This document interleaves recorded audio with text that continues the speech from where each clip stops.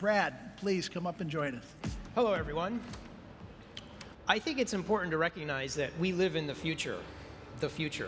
I think for many of you in the audience, you grew up with the original Blade Runner, and you have to recognize that this is now the present, right? We have flying cars. We have video screens that are built on the roofs of entire stadiums just for airplane. I am presenting in front of looks like a 2mm pixel pitch screen. Minority Report is well over 20 years old at this point. What technologies that looked extraordinary back then are just average, commonplace now. You can find those same technologies in your local convenience store.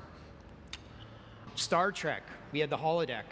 This is now how Hollywood and most video production companies produce things, where you can create these scenarios of being anywhere at any time. This problem with smart buildings is that to date, they've largely been conceived of networks of thousands or tens of thousands of sensors vacuuming up huge amounts of data. We're not taking that data and implementing it back to create great experiences for the people of those buildings, right? We're at best delivering some dashboards on apps or maybe optimizing how you book your conferences. And I think there's a tremendous amount more that we could do. The rest of the world is started to use digital projection, digital surfaces across a host of applications. You have your theme parks, you have museums using this to create radical new art and experiences. You have even food chains and bar chains now using projection mapping and interactivity to create new experiences that drive new values. You're seeing a revolution in how sports are conceived, how they're used. So this begs the question of if every surface becomes a digital screen, now what? How do we change the way we think of building design, of building applications? First off, we can have digital media screens in every crazy format you want. You start by making digital screens in any shape. You can make it as complicated as you want. You can then make them curved. You can then take shapes and curves, and suddenly you can do compound curves like these fluted column capitals, which if you're familiar with construction, you know in any building material, this is a difficult shape to do. We can now do this in video. So you wind up with this potential of putting video on any surface in any format, at any scale, at any size that you want. This is a company called Color Technologies. I follow them on LinkedIn. They post all these crazy videos. I mean, you can do video now in a Mobius curve, which is just amazing. If you think about it, it was maybe, 20 years ago, we were still using Sony Trinitrons. You can now do videos where it's a complete seamless corner. You can do video in round circles, right? We can do video in perfect spheres, faceted incredible compositions like this. This is not projection mapping. This is an actual LED video screen. The problem with digital signage right now is, I think most of you probably flew in through an airport, you went through train stations, and there's signage everywhere. How much of it did you actually pay attention to? Any of it? This crowd probably did because we sell it, we look at it. The reality of it is we're all burned out on digital signage. And there's design techniques here that we can use. First off, this is just another screen. Nobody pays attention to it, I guarantee you. You can make this as big as you want, it doesn't matter. Can we break the proportions? Can we change the scale so it becomes something more than just a screen, so it almost becomes immersive? Can we layer visual acuity where we have high-resolution screens surrounded by low-resolution screens? Can we then start to turn that more into integrated spatial experiences where we have different media at different scales? Perhaps we have high resolution in the middle, we have low resolution screens around the side, and we just have sort of digital lighting around the perimeter. But then there's this leap into the crazy world. If Frank Gehry had video as a building material, what would he do with it? Sadly, this is actually an image I made in 1999 for my graduate thesis for my master's in architecture. So the concepts have been around for a long time. It just hasn't been used very well. The next thing that we should talk about is this obsession with VR and the metaverse. VR has been around since the early 90s. I mean, there's obvious problems with it. It's antisocial. It's awkward to use. The technology is not very good. And I'd like to challenge you to think that based on my sort of back-of-the-envelope calculation, if I'm standing from a screen like this, about roughly a meter away, roughly arm's length away, if it goes sub 0.5 millimeter pixel pitch, you lose perception of pixels, which means you sort of have the Apple Retina-like sensation where you have just a perfect screen. So that means if I'm standing in front of a screen like this, I cannot see the edges. If this is 0.5 millimeters or not, it becomes a virtual reality experience in real life. So if you have something like this where it's just a simple room, this is a Fusion CIS Studios. They just did this piece of showing a simple sunrise. You cannot perceive if this is reality or a screen at some point. These LED screens have daylight brightness already. The resolution is so high, the content is so pure that this is a new form of virtual reality. Maybe we call it architectural reality. I don't know what the term should be for it. Another thing we can talk about is this growing trend for anamorphic graphics. It's an old, timeless painting technique, trompe-l'oeil, forced perspective. You can see this all over. But in digital media, you're starting to see these crazy applications where large screen signage now looks 3D. This is not 3D. If you see very closely, this is a large curving corner, right? So you can do forced perspective on 2D flat screens. The moment you add a second corner or a second axis, you can really get stunning effects. Now, what really works here is when you're in a tight urban environment and you only have sort of one view corridor, this doesn't work from any other angles. But at the scale of a building, you will very quickly see rooms that are all surfaces of digital media, right? And if you noticed what happened when he walked in here, you immediately lost where you were. You were immersed in a virtual environment nearly completely. If you notice this one more time. And it's, I think in our industry, we forget that this is very powerful. I love this cute little video of these kids. Listen to them as they crest this roller coaster. This is a glass floor. The video goes underneath them, around them. Virtual reality at the scale of architecture, right? And this is not even very good graphics. This looks like graphics from about 20 years ago. Transparency and layered realities. Again, I use an image I made from my thesis in 1999. I can't believe I'm showing you student work I did that's 2 decades old, but here I am. If you know lighting is additive, right? And this is a trick that the old timers have used in special effects. So theatrical scrims, where you fade from one thing to another, or Disney has used this with the Pepper's Ghost effect. When you start to have digital content as a surface that can be on anything and can be any transparency level, you have to start layering reality and virtual reality, and you can start to use your body as a control system for that. You think about James Turrell and the famous light effects where he does apertures and what's beyond or what's in front of it. This might be easier to understand. You already have screens that at various scales look transparent. So at the architectural scale, you have these LED screens.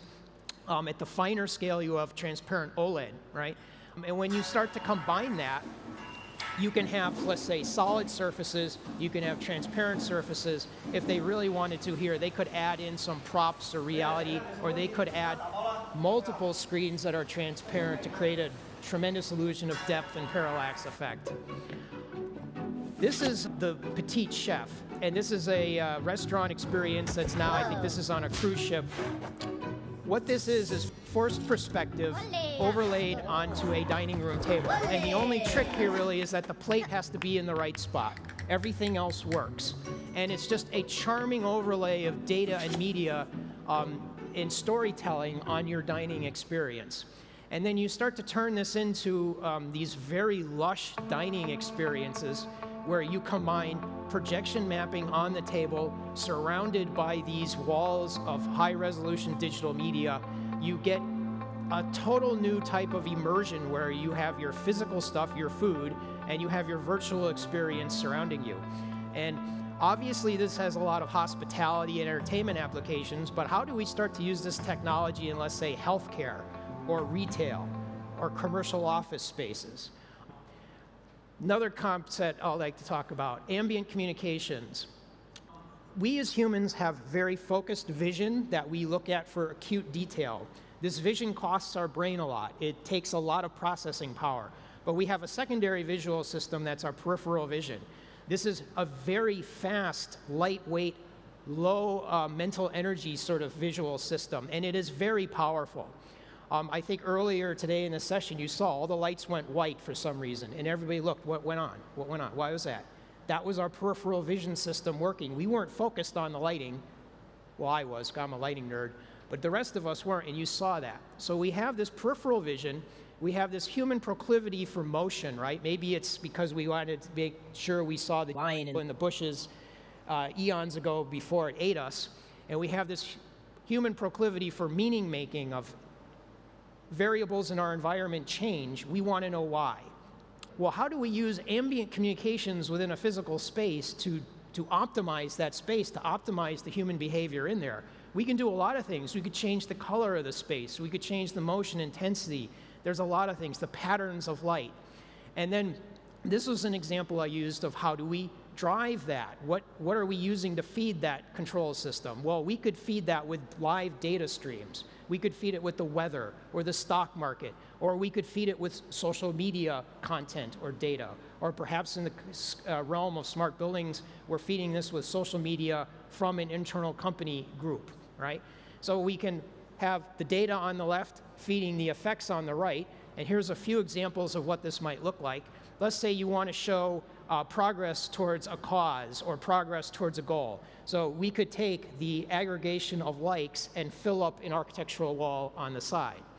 Let's say in a retail environment, we had a mannequin showing a piece of clothing. We have the piece of clothing online. We could map the rate of purchases to the rate of the lighting effect in the store so that a manager of the store could just see with a glance saying, aha, that's really hot online right now. I wonder what's going on.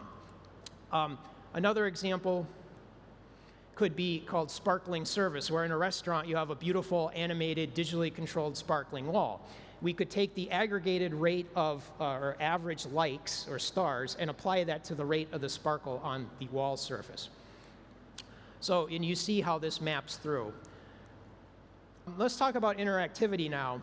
For many, many years, I mean, 2 decades at least, we've been able to precisely map where people are in space and do lighting effects around that. But why? You know, we can touch, we can use our physical proximity, we can use the occupancy in a space, we can have very precise camera, stereo vision tracking, and we can tag in with our identity. And normally, this is when the conversation gets sidetracked with privacy issues, tracking, Big Brother, and that's really wrong. That's not the way to think about this. Within architectural space, we have phases of anonymity, right? All the way on the left, we have no systems at all. You walk through a space, you're totally untracked, you're a ghost. We have systems, though, that can track you. Let's say the faucet that recognizes your presence and turns on. Nobody cares, nobody's screaming privacy about that, but you are being tracked in a certain form. And then you have an interface, but you're not recognized. Then you have the moment where you check in, and there's lots of applications where your privacy, you have to check in. You go to an airport, you go to a hotel, you go to healthcare. Those are all check-in applications. You go to retail and you want service, and you will see levels of basic data. You'll see levels of tailored service all the way up to the extreme where you have this sort of genie-like magic because the system has learned so much about you and your actions that it can create things nobody was even expecting. Any kid can download TensorFlow, which is open source software, and put it on a $20 Raspberry Pi and do vision tracking systems nowadays. Pro systems like Avratima here can actually can guess what your sex and age is. They can track you, they can track your linger time. And then once you combine check-in with a CRM system, you can do camera recognition system. They can recognize who you are before you even have to say who you are or tag in. So why? Well, we can deliver function, we can deliver delight, we can deliver content. These are all valuable things, and I think you see most smart building systems are not even thinking about this. They're delivering very narrow financial ROI objectives, and they're not looking at the broader experiences. This is a healthcare facility, I think somewhere in the United Kingdom by Jason Bruges' studio. So these are very sick kids going for MRI or CAT scans. They get very nervous. Hospitals are a very imposing environment. So they put this LED screens behind the wallpaper, little magical animals show up.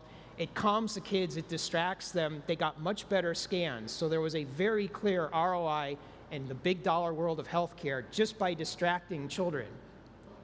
Again, these are very timeless principles. This is another piece from my thesis. You can map within an architectural space active surfaces, active zones, active objects against our eyes, our bodies, and our hands. And this becomes sort of a new toolkit about how we can experience space. You can also map surfaces, objects, and zones against the color, luminosity, texture, dynamics. And I think what we'll see very quickly, though, is that the next generation are going to look at this and then figure out what the ROI is on each of those effects.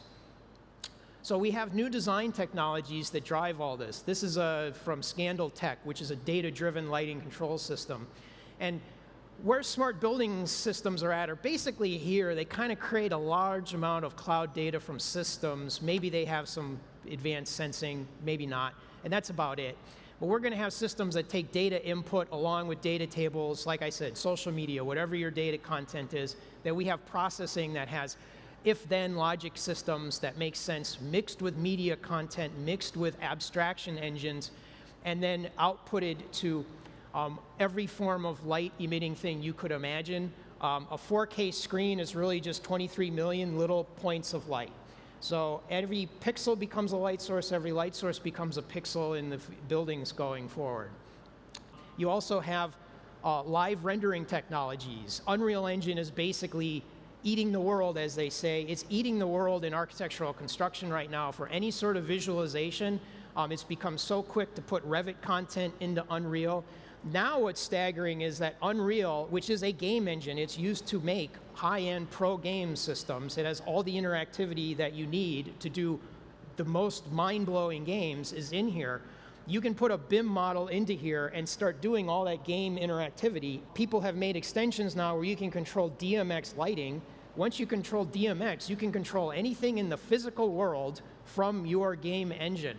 So this is an example where they have an Unreal Engine in Denver controlling RGB lights across the Atlantic in Amsterdam, compositing it in real life. In fact, I propose to you that the Unreal Engine will probably be a better platform for smart buildings than almost any previous BMS system going forward.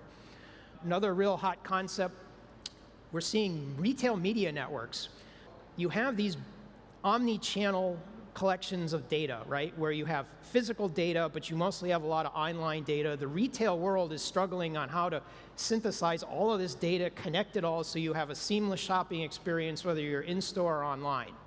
Plus what I just talked about, so you're adding in interactions within the store, your physical actions, your physical presence. This is valuable advertising space. So you have Walmart, you have Target, you have all these Walgreens, trying to monetize this as a new form of media network where they can sell advertising space within their stores with the precision of online advertising. So you start to look at these buildings as, you can drive a building two ways. You can drive it through data-driven environmental optimization, or you can drive it through media-driven branded experiences. Generally, I like to think of the data-driven stuff as more anonymous and the brand-driven stuff as more personalized, but that's not a hard and fast rule. And this is a company called Cooler Screens. They're creating an entire platform for distributing content exactly to the right demographics that they want. So when you go into your local convenience store, you now see full screen advertisements. So I leave you with this. The challenge we have is we have to combine smart building systems with all the halls over there that have the digital signage. We have to combine that with architecture. Right? We have to learn how to optimize a place using all these technologies. We have to think about the difference between placemaking versus immersive experience. And we have to think about the influencing character of a place for, you know, that 330-300 divide between the real estate, the energy, and the people costs in these facilities. This is a wild area of new exploration. I think you're going to see a lot more professional jobs and companies focusing on this for optimization. So last slide, you know, we live in a world where the future is now. We already can put video throughout buildings just as easily as we can specify gyp and paint or oak panels. Right? This is the present already. What are we going to do with it? Feel free to email me if you'd like. Check out my blog at lucep.com where I cover this stuff, or find me on LinkedIn. Thank you.